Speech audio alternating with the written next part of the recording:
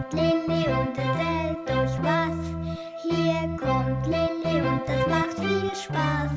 Hey, ihr Kinder, ob klein, ob groß, hier kommt Lilli und es geht jetzt gleich los. Hallo zusammen, da ist Lilli, eure Märli-Fee. Heute als Waldfee. Ich habe euch eine Geschichte mitgebracht von den Gebrüder Grimm. Sie heisst «Die Wichtelmännli». Ein Schuster ist ohne seine Schuld so arm geworden, dass ihm endlich nichts mehr übrig geblieben ist als Leder zu einem einzigen Paar Schuhe. Am Abend hat er die Schuhe zugeschnitten und am nächsten Morgen wollte er in Arbeit nehmen. Und weil er ein gutes Gewissen hatte, hat er sich ruhig zu Bett gelegt. Am Morgen, als er sich zur Arbeit niedersetzen wollte, sind die beiden Schuhe fertig auf seinem Tisch gestanden. Er war sehr verwundert und hat nicht gewusst, was er dazu sagen soll. Er hat die Schuhe in die Hand genommen, um sie näher anzuschauen. Sie waren so sauber gearbeitet und kein Stich daran war falsch. Gerade als wenn es ein Meisterstück geben sollen. Bald darauf kam ein Käufer. Und weil ihm die Schuhe so gut gefallen haben, hat er sogar mehr gezahlt als gewöhnlich. Und der Schuster hat von dem Geld Leder für 2 Paar Schuhe einhandeln. Er hat die am Abend wieder zugeschnitten und hat am nächsten Morgen mit frischem Mut an die Arbeit gehen. Aber das hat er gar nicht müssen, denn als er aufgestanden ist, sind die Schuhe schon fix fertig gewesen. Und es sind auch bald Käufer gekommen, die ihm viel Geld gegeben haben, dass er Leder für 4 Paar Schuhe einkaufen konnte. Er hat am Morgen auch die 4 Paar fertig vorgefunden. Und so ist es immer weitergegangen. Was er am Abend zugeschnitten hat, ist am Morgen verarbeitet fertig gewesen.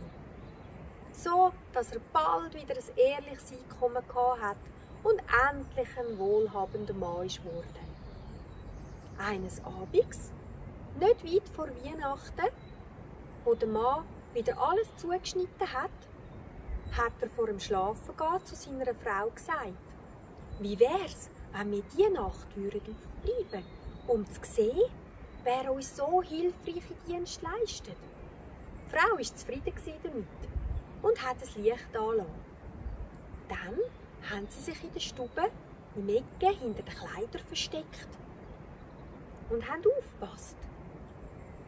Um Mitternacht sind 2 kleine, herzige, nackte Männchen gekommen, haben sich an den Tisch vom Schuster gesetzt und alle zugeschnittene Arbeit zu sich genommen und haben angefangen, mit ihren Fingerchen so schnell zu stechen, zu nähen, zu klopfen, dass der Schuster von Verwunderung seine Augen gar nicht mehr abwenden konnte. Sie haben nicht nachgelassen, bis alles zu Ende gebracht worden ist und fertig auf dem Tisch gestanden ist.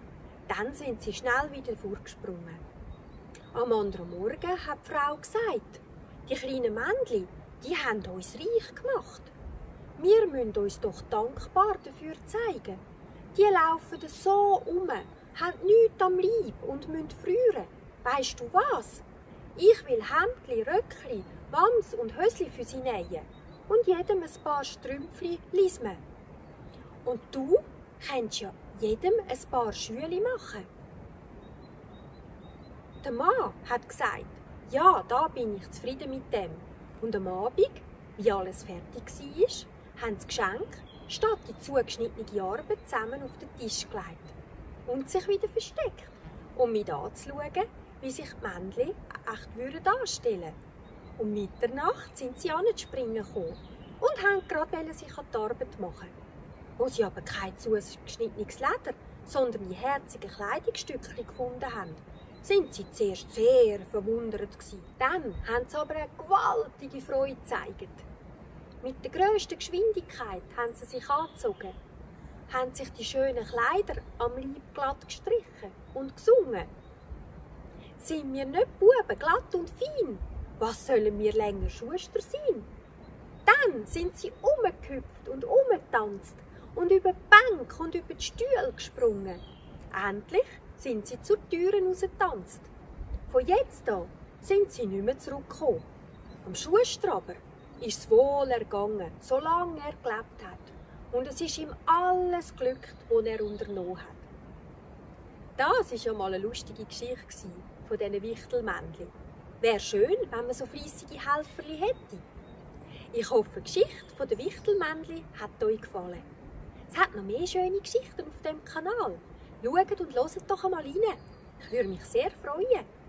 So, jetzt gehe ich zurück ins Märchenland, um neue Geschichten für euch zu suchen, die ich euch das nächste Mal erzählen kann. Bis dann sage ich Tschüss, eure Lili.